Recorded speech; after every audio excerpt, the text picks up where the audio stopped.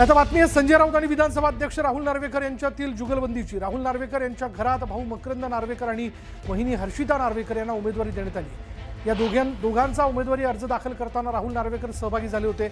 यावरून आता संजय राऊतांनी राहुल नार्वेकरांवर निशाणा साधत त्यांना विधानसभा अध्यक्ष असल्याचा विसर पडल्याची टीका केली। तर राऊतांच्या या टीकेला राहुल नार्वेकरांनी उत्तर दिलंय।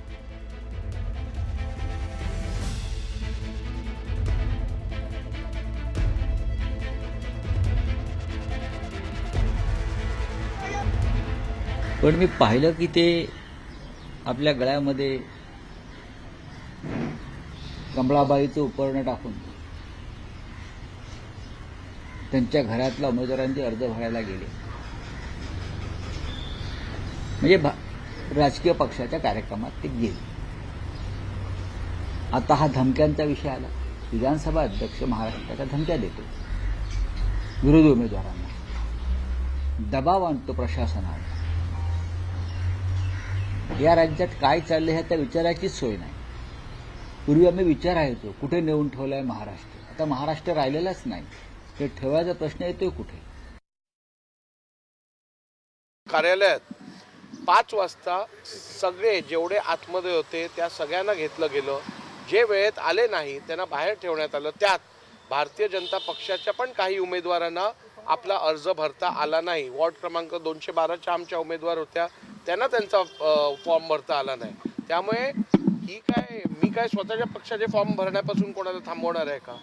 त्यामुळे हा कायदा सगळ्यांसाठी समान आहे। ज्यांना रडीचा डाव खेळायची सवय आहे ते अशा प्रकारची कारणं सादर करत असतात। दरम्यान विधानसभा अध्यक्ष राजकारणात सक्रिय झाल्याच्या मुद्द्यावरूनही राऊतांनी केलेल्या आरोपाला नार्वेकरांनी प्रत्युत्तर दिलं। 4 दिवसापासून पाहतो ते ज्या पद्धतीनं राजकारणामध्ये सक्रिय झालेले आहेत।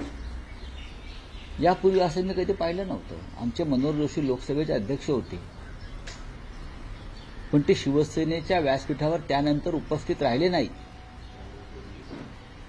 कारण त्यांच्यावरती संविधानिक बंधनं होती।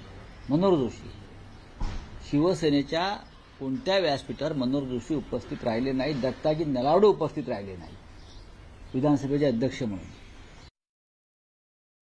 ज्या वेळेला मी विधानसभेत अध्यक्ष म्हणून माझी भूमिका बजावत असतो त्यावेळेला मी संपूर्णपणे विधानसभेचा अध्यक्ष म्हणूनच माझं काम करत असतो।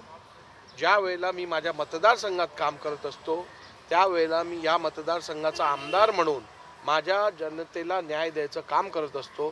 त्यामुळे संजय राऊतांनी मला माझी जबाबदारी शिकवू नये, त्यांनी पहिली एक जबाबदार नागरिक कसा असावा याची थोडी शिकवणूक घ्यावी